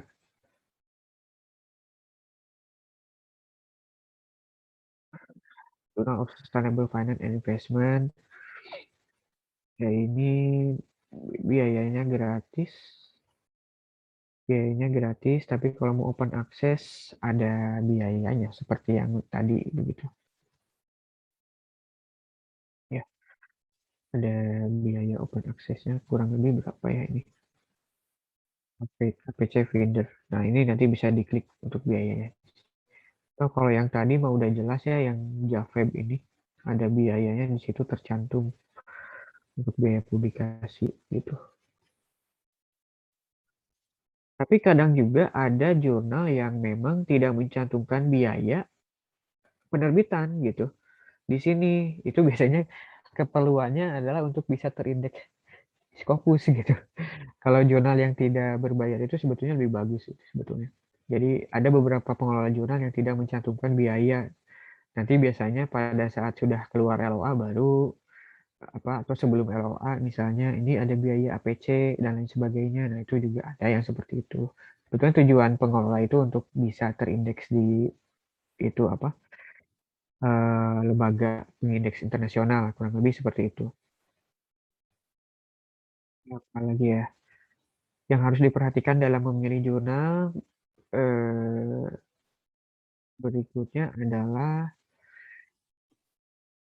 itu apa predatory ya apa bilis ya.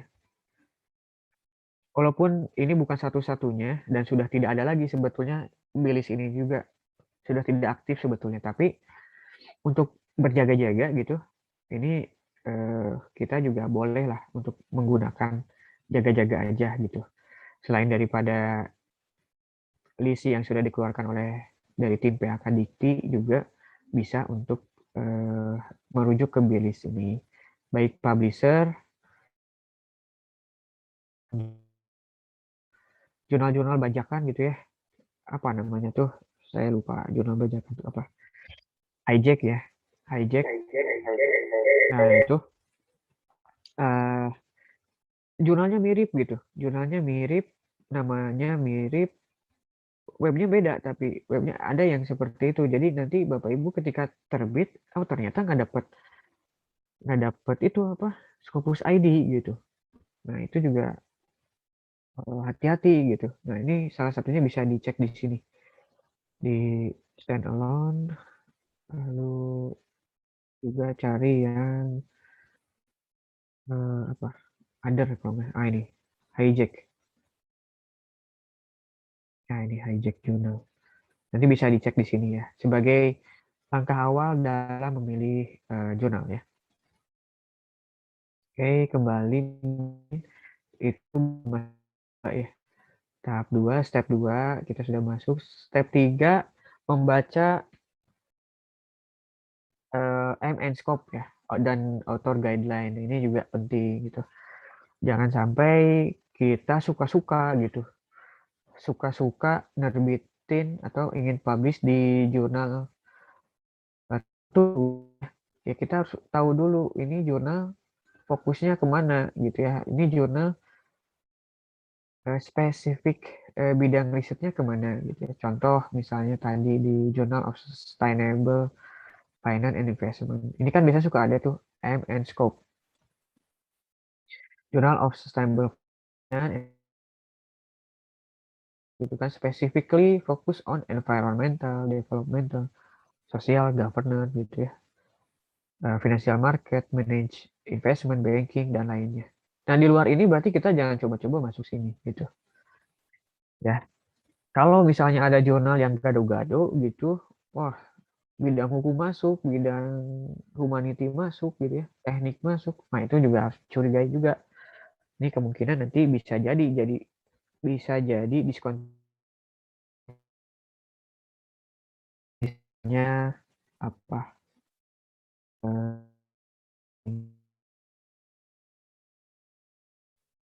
Nggak hanya ke tapi nasional juga sama begitu ya. Ini jurnal nasional yang sudah terindeks Web of Science juga.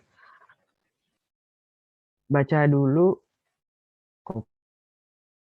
skopnya kemana gitu. Jurnal ini bertujuan untuk mempublikasikan di bidang akuntansi, ekonomi, energi, entrepreneurship, environmental, management, social, sustainability of human beings, research yang relevan di Indonesia, Asia region, yang apa memiliki hubungan terkait dengan isu sosial dan ekonomi begitu. Jadi di luar itu kemungkinan besar pasti akan di reject gitu. Jadi sebagus apapun kalau tidak masuk ke dalam MN scope-nya, nah itu pasti akan di reject begitu. Karena tidak ada di list fokus jurnalnya begitu. Jurnal perlu menjaga itu supaya tidak terdiscontinue begitu oleh lembaga P-Index tadi gitu. Jadi kita sebagai penulis juga harus menghargai begitu, menghargai pengelola jurnal, jangan sampai nanti jurnalnya juga terdiscontinue begitu. Beberapa jurnal lain misalnya, nah kalau di akuntansi misalnya accounting, accountability, auditing jurnal. Nah, ini publikasi Emerald ya. Ini jurnal yang sangat bereputasi, ada early sight. Nah ini, jadi kita tidak perlu nunggu lama gitu ya. Itu kita lihat fokus scope-nya kemana gitu. Fokus scope ke apa saja gitu ya. Nah ini, auditing and their socio-economic, institutional, political environment. Nah, berarti mungkin ya sekarang trennya lebih kepada sebetulnya.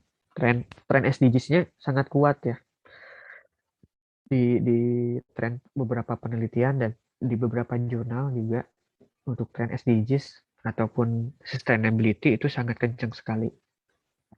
Karena apa ya, bukan hanya sekedar tren sih sebetulnya.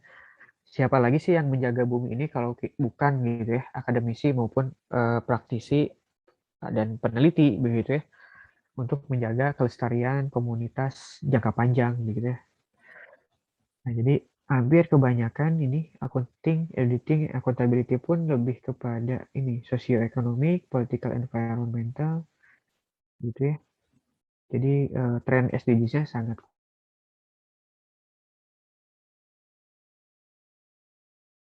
tiga ya dari saya.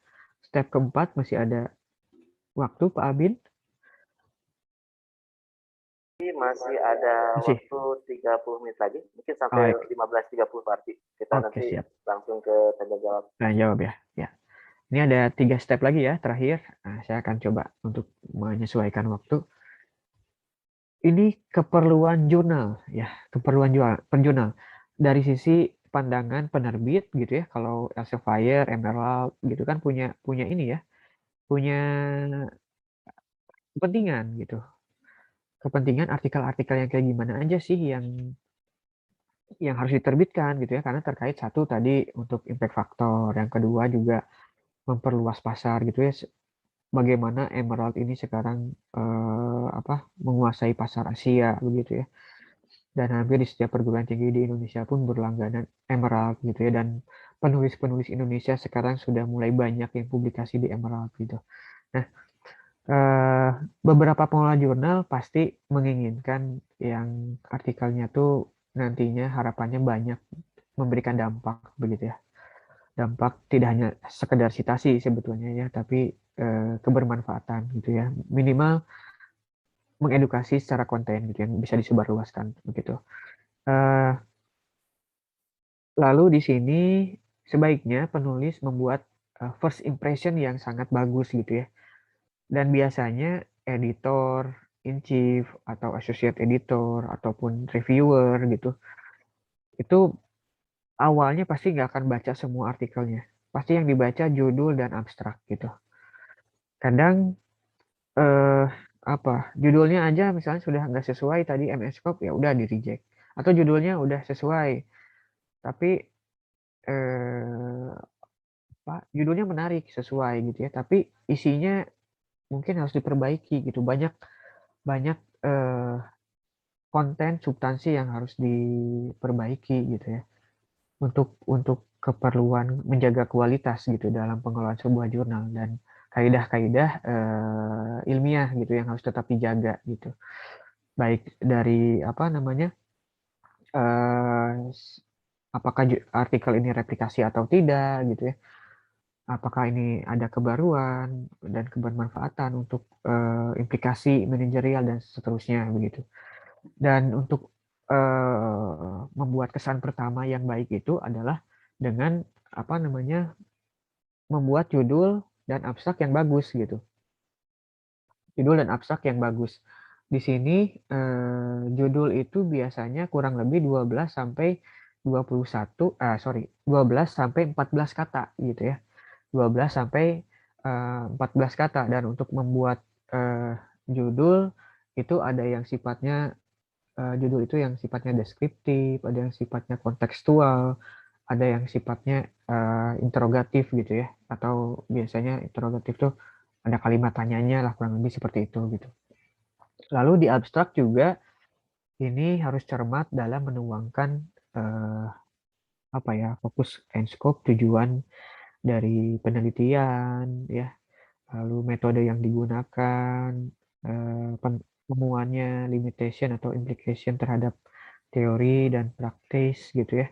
Itu juga perlu disampaikan gitu ya di dalam abstrak, menyusun abstrak yang gold standar gitu ya. Karena tadi saya di awal berbicara SOP, karena artikel ini perlu SOP gitu. Sesuai dengan gold standard, kita arahkan kepada gold standard. Contoh misalnya, biasanya kan kalau mahasiswa S1 lah, mahasiswa S1 tuh judulnya pengaruh variabel X terhadap variabel Y, kurang lebih seperti itulah ya. Nah, kalau untuk keperluan skripsi, tesis, disertasi mungkin oke lah seperti itu gitu ya, pengaruh ini terhadap ini. Oke, tapi untuk keperluan di jurnal, terbit di jurnal, itu mau nggak mau kita harus merombak judul itu supaya enak gitu ya, dan mudah dibaca, dan tadi mencari kontekstual gitu ya, sesuai dengan konteks, to the point terhadap temuan gitu, ataupun deskripsi gitu ya, deskriptif. Nah, itu juga bisa kita lakukan. Contoh misalnya di sini pengaruh Islamic CSR disclosure terhadap financial performance evidence from the ASEAN Islamic banking sector. Itu kan udah biasa ya, pengaruh gitu, influence. Nah, pengaruh dalam bahasa ilmiahnya di jurnal itu influence gitu ya. Jadi ini juga perlu berhati-hati dalam penggunaan bahasa Inggris akademis ya. Nah, ini mungkin bisa dirubah begitu ya. Bisa dirubah supaya lebih menarik gitu, kira-kira seperti apa ya, misalnya gitu, Islamic CSR disclosure and financial performance in the ASEAN Islamic banking sector gitu ya, today important gitu, ini yang interrogatif gitu ya.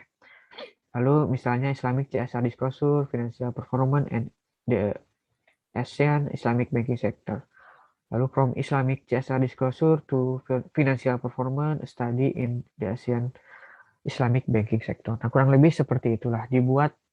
Kalau untuk keperluan publikasi ya harus menarik gitu, harus atraktif, memberikan kesan first impression di mata editor itu, wah ini menarik ini kayaknya kalau sebuah artikel ini diterbitkan gitu, untuk meningkatkan citasi gitu ya, untuk menambah juga baruan gitu. Itu juga yang diinginkan oleh sebuah jurnal gitu. Jadi kalau judulnya pengaruh, itu biasanya editor tuh males gitu, judulnya juga pengaruh gitu.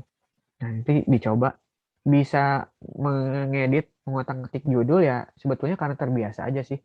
Terbiasa nanti melihat beberapa artikel gitu ya, sering kepoin aja gitu, sering kepoin artikel-artikel yang ada di jurnal outlet tujuan kita gitu. Mau yang Q1, Q2, ataupun di jurnal nasional gitu ya. Nah, itu sering dikepoin aja. Nanti juga lama-kelamaan kita juga mengikuti, awalnya juga kesulitan saya pun. Ini gimana judul yang menarik gitu. Tapi selama-kelamaan biasanya saya mengumpulkan abstrak dari jurnal-jurnal top tier gitu ya, terkait dengan perkembangan penelitian di itu saya kumpulkan abstraknya di sebuah logbook, saya baca-baca kalau ada waktu gitu. Saya tulis gitu. Saya catat kalau pas lagi ada ide gitu, di save, nanti dilanjutkan lagi gitu. Jadi sedikit demi sedikit, karena menulis artikel itu sebuah perjalanan gitu ya, sebuah perjalanan yang tidak bisa instan. Apakah bisa artikel yang diterbitkan di Q1, Q2 itu dari skripsi, tesis, disertasi? Bisa banget gitu. Hanya memang perlu effort ya, effort untuk menyesuaikan dengan template begitu. Lalu yang step kelima ya ini menggunakan professional editing ya. Tidak hanya proofread begitu. Kalau Bapak Ibu tidak ada waktu, tidak ada asisten gitu ya, tidak ada dosen muda, ya mau nggak mau sebetulnya harus menggunakan jasa editing. Baik itu aplikasi ya, misalnya Mendeley gitu ya. Terus juga proofread dan lain sebagainya gitu. Untuk tabel dan figure juga itu harus diperbaiki juga ya. Jangan sampai output dari SPSS gitu ya, copy paste tempel langsung diplok aja. Itu nggak mau, itu pengelola jurnal seperti itu gitu. Pengennya diubah, di match, di apa, eye catching gitu, disesuaikan gitu yang menarik. Dan hati-hati dengan mengcopy sebuah figur atau gambar ya dari internet, sumber internet ini apakah ada patennya atau tidak gitu. Itu biasanya suka ditanyakan juga gitu. Jadi dicek dulu di Google itu bisa kelihatan ini ada copyright atau enggak gitu. Nah, kurang lebih seperti itu ya. Nah, sebetulnya enaknya penelitian itu berkolaborasi. Ini harapannya Pak Abin juga karena kita sama-sama di Sustainable Finance, kita bisa sama-sama berkolaborasi menulis gitu ya. Satu topik yang sama gitu. Bisa saling mengisi. Misalnya Pak Abin expert bahasa Inggrisnya ya nanti Pak Abin yang mengerjakan bahasa Inggris gitu ya. Lalu misalnya dari kampus lain ada yang jago mengolah data, nah itu nanti bagian pengolah data gitu ya. Nanti yang anggota lainnya literatur review ya kita masukkan sehingga jadi menghasilkan artikel yang sempurna begitu ya. Karena jurnal top tier itu nggak ada, jarang sekali ditemukan penulis yang single author gitu. Di jurnal top tier itu jarang sekali penulis single author dan tidak apa ya, sebetulnya tidak bagus juga gitu ya penulis dengan single author. Ini akan memberi kesan tingkat similarity yang tinggi begitu. Kenapa? Bisa jadi ini artikelnya apakah artikel skripsi mahasiswa atau bukan gitu kan ya. Terus juga ya selain daripada jurnal top tier itu tidak ada yang artikel dari single author, ya dengan keberagaman itu jurnal itu senang gitu ya. Pengelola jurnal itu mencari diversifikasi afiliasi gitu ya, apalagi beda negara gitu. Dengan berbeda institusi pun itu sangat baik gitu untuk penilaian sebuah akreditasi jurnalnya. Itu yang dicari oleh para pengelola jurnal. Jadi kalau Bapak Ibu penulisnya banyak, maksimal 5 tapi ya, maksimal 5 itu apa namanya biasanya menjadi penilaian gitu ya. Penilaian juga buat si pengelola jurnal untuk memperhatikan artikel Bapak Ibu gitu ya. Dan jangan lupa dituliskan apa ya namanya? Kontribusi ya di beberapa jurnal top tier gitu ya. Ini biasanya juga merujuk kepada kontribusi kontribusi si para penulisnya gitu. Ini contoh aja. Sekarang sih trennya ke sana ya. Trennya ke sana.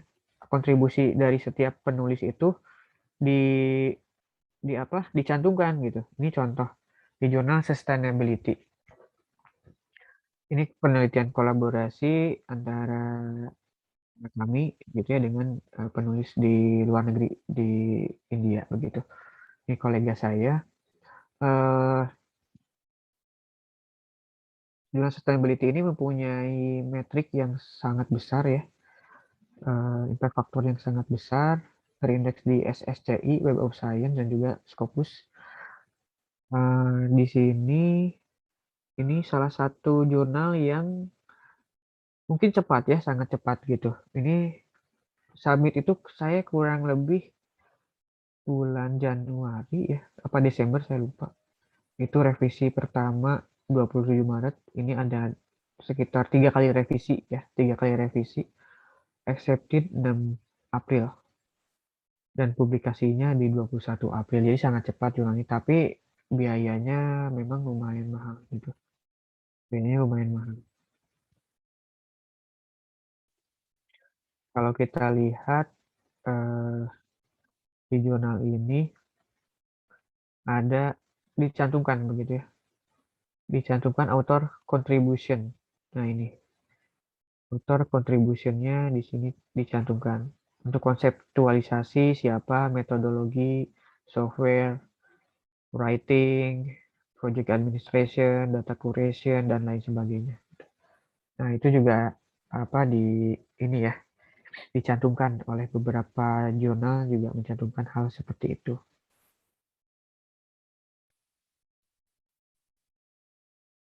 Oke, step ke-6 mungkin ya.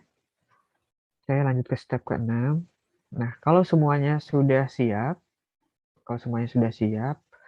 itu juga kita pada saat submit ya. Submit itu ada yang full OJS, full online gitu ya. Ada juga yang via email gitu.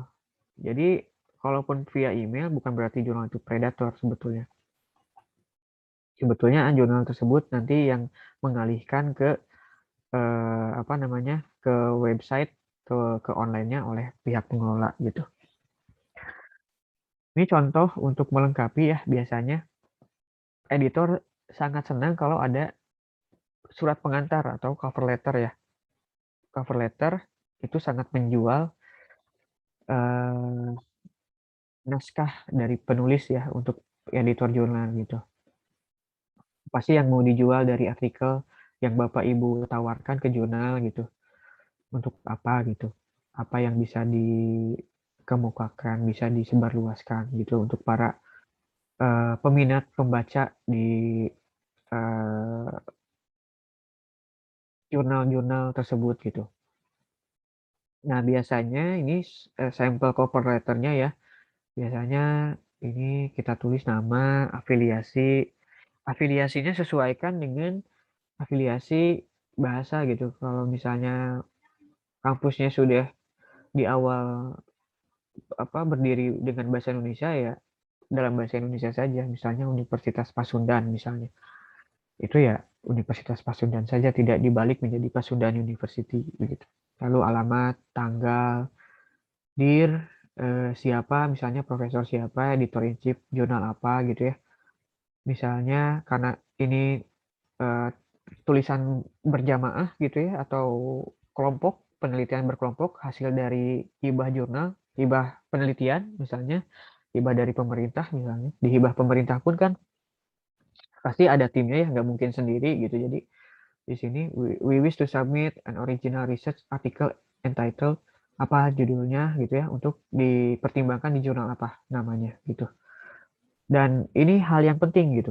Jadi si editor tuh langsung lihat, oh ini judulnya ini sesuai nggak? Jangan sampai misalnya ternyata for consideration by jurnalnya nama jurnal lain gitu. Salah gitu. Itu juga wah itu fatal sekali. Lalu mengkonfirmasi bahwa tentunya pekerjaan artikel riset Bapak Ibu itu orisinal gitu. Dan tidak pernah dipublikasikan dimanapun sebelumnya. Jadi jangan sampai, wah tebar jala langsung aja gitu. Submit ke semua jurnal. Jangan seperti itu. Makanya tadi saya menginfokan untuk menseleksi ya jurnal outletnya gitu dengan cara yang tadi. Cari yang first time decisionnya yang paling cepat gitu. Supaya kita dapat feedback. Terus juga di sini kita men-state temuan ya. In this paper, show that apa, this is significant because apa gitu. Sehingga artikel ini layak gitu. Artikel ini layak salah satunya karena specific reference to the journal and scope. Jadi, kalau topiknya tadi sustainability, cari jurnal yang sustainability. Kalau jurnal artikelnya auditing, cari yang jurnalnya auditing gitu. Ya, yang fokus ke situ. Nah, itulah kurang lebih. Nanti di sini juga cantumkan tidak ada konflik of interest gitu ya. Jangan sampai ada masalah di kemudian hari dengan para anggota tim lainnya. Itu bisa saja misalnya anggota timnya itu mahasiswa gitu. Nah, itu harus didiskusikan juga gitu. Lalu all correspondence to me at emailnya apa? Cantumkan. Kurang lebih seperti itu. Nah, ini sangat penting biasanya jurnal sangat senang kalau ada submit cover letter gitu. Eh, Sebetulnya bisa juga kalau misalnya kita sudah kenal dengan editorial timnya, editor in chiefnya, itu misalnya by WhatsApp. Saya juga biasanya suka begitu ya, karena sudah kenal. Saya WA kolega saya yang di luar negeri, saya punya penelitian ini kira-kira gimana gitu, sesuai nggak gitu. Itu suka saya lakukan juga seperti itu. Tapi kalau misalnya tidak kenal, jangan sekali-kali untuk mau WhatsApp apalagi meng-email gitu. Itu dampaknya bisa fatal gitu, kurang lebih seperti itu. Terus juga cari artikel artikel dari orang Indonesianya banyak di jurnal itu gitu ya. Dan cek juga di editorial timnya ada nggak orang Indonesia gitu. Kalau ada orang Indonesia minimal kita bisa, oh, oh iya ini saya kenal gitu misalnya, oh iya saya tahu ini dosen di kampus mana gitu. Nah itu kan misalnya bisa minta masukan gitu, minta feedback terlebih dahulu sebelum submit gitu. Kira-kira ini layak nggak? Kalau nggak layak, minta feedback awal gitu supaya bisa diperbaiki, nanti bisa dipertimbangkan di jurnal tersebut. Gitu. Kurang lebih seperti itu. Nah ini terakhir ya, step 7 itu bagaimana kita secara cermat membalas komentar dari reviewer gitu. Ini ada yang harus yang bisa kita lakukan, yang jangan dilakukan gitu ya. Yang memang kita harus apa namanya sopan gitu ya dalam tata krama, tata tertib, dan juga sopan santun dalam membalas gitu ya, membalas komentar dari reviewer ataupun dari editor gitu ya. Itu juga di sini dicantumkan di sini ada be polite in your response gitu ya. Kalau memang ada yang disagree terhadap saran dari si reviewernya gitu, langsung juga kita minimal ya mensitasi gitu ya, mensitasi yang ada di jurnal itu gitu. Misalnya submit ke jurnal accounting, ya citasi dari jurnal itu minimal ya 3 gitu. Dan juga citasi editorial timnya yang dikenal gitu, yang dikenal biasanya mereka sangat senang kalau misalnya ada citasi gitu. Jangan sampai nggak disitasi. Kalau udah nggak disitasi, wah itu pasti biasanya juga langsung di reject gitu. Ada juga sih yang nggak strict seperti itu, dibiarkan, tapi nanti pada saat revisi itu tolong ditambahkan sesuai dengan artikel yang sesuai, yang mirip dengan implikasi permasalahan yang sudah diteliti begitu. Biasanya suka ada yang seperti itu juga. Jangan sekali-kali berargumen gitu ya, membantah gitu ya, membantah hasil dari revisi reviewer gitu, itu juga kurang baik gitu. Dan terakhir mungkin kalau ada juga reviewer yang minta raw data gitu ya, kadang ada juga yang seperti itu gitu.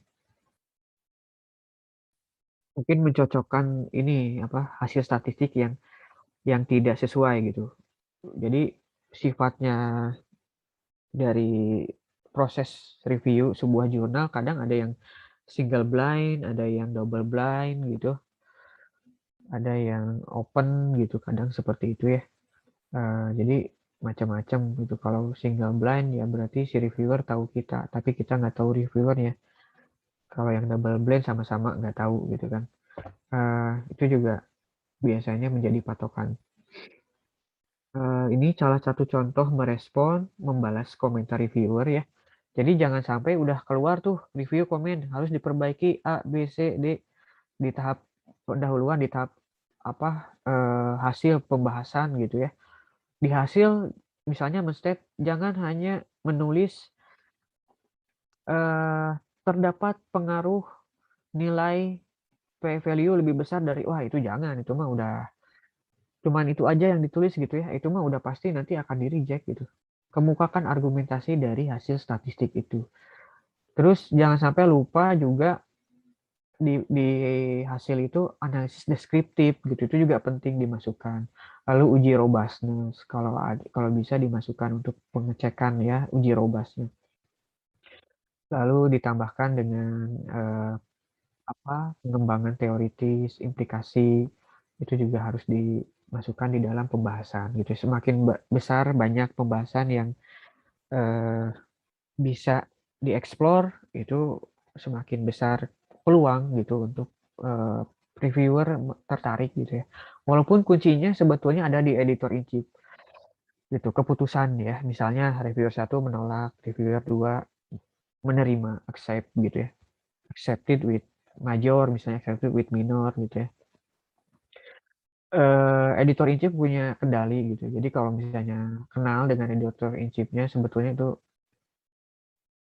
ini ya apa tahapan yang bisa dijadikan untuk peluang gitu sebetulnya itu. Lalu, nah contohnya seperti ini gitu. Kalau misalnya reviewernya ada 2 gitu ya, tulis nanti di sini gitu. Ada pendahuluan dulu lah di sini mengapresiasi gitu ya. Kurang lebih artikelnya sudah dipertimbangkan, sudah diberikan saran. Lalu ini membalas komen dari reviewer pertama misalnya. Dari review pertama itu bilang abstrak tolong remove line 16 from abstract. Nah, itu coba diganti. Nanti ini contoh balasannya gitu. Thank you so much for your suggestion. Yes, we have restructured the sentence for better understanding. Hopefully you will find it logical. Ya, salah satu riset itu kan harus logis gitu ya. Nah, ini disesuaikan gitu respon. Jadi setiap komen direspon di bawahnya. Poin 2 apalagi respon lagi. Introduction, more comprehensive and recent literature review. You just have 2 citation from recently published paper. Nah, itu nanti direspon lagi. We very much appreciate reviewers. Ya, itu harus dibalas dan diupdate gitu ya. Kebaruannya diupdate gitu. Kurang lebih seperti itu. Nah, jangan sampai literaturnya out of date gitu. Nah, jadi itu tadi ya metode IMRAD itu cukup bagus gitu ya, memisahkan literatur reviewnya nanti bisa jadi satu paper tersendiri. Saat artikel ditolak bisa dari konten, bisa dari guideline ya, tidak sesuai guideline-nya gitu ya, dari konten novelty, knowledge dari topik, data method, tidak fokus menjawab research question. Dan terakhir research collaboration ini juga sangat penting ya. Kalau sekarang di kampus semangatnya MBKM gitu ya. Semangat kampus merdeka berkolaborasi. Nah, insya Allah kalau kita bersilaturahim di sini kita bisa banyak berkolaborasi menghasilkan penelitian-penelitian yang bermanfaat tentunya ya baik untuk pemula gitu. Untuk khusus saran saya untuk para pemula, mungkin ya para dosen muda seperti saya juga dulu saya ikut-ikut aja ke dosen senior gitu ya, nggak apa-apa lah untuk belajar dulu gitu ya. Penulis ketiga atau penulis terakhir juga nggak apa-apa gitu. Nanti kalau sudah banyak baru menjadi penulis pertama. Dan biasanya jurnal top tier itu akan melihat siapa sih penulisnya terkenal atau enggak gitu.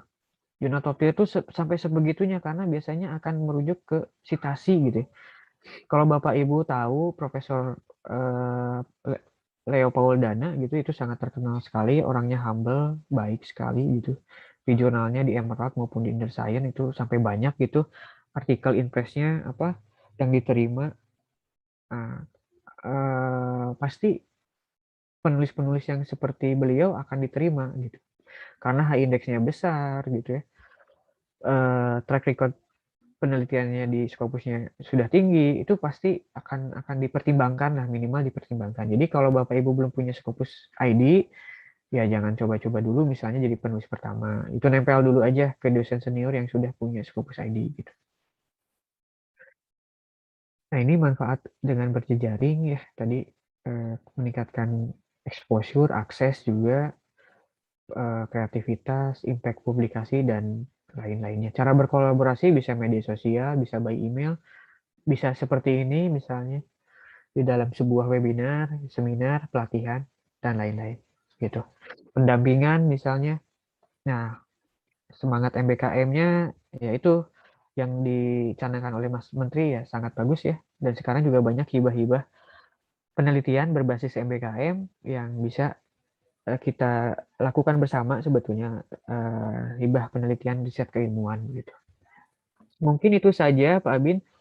Sementara dari saya terima kasih. Mohon maaf apabila ada yang kurang berkenan. Wassalamualaikum warahmatullahi wabarakatuh.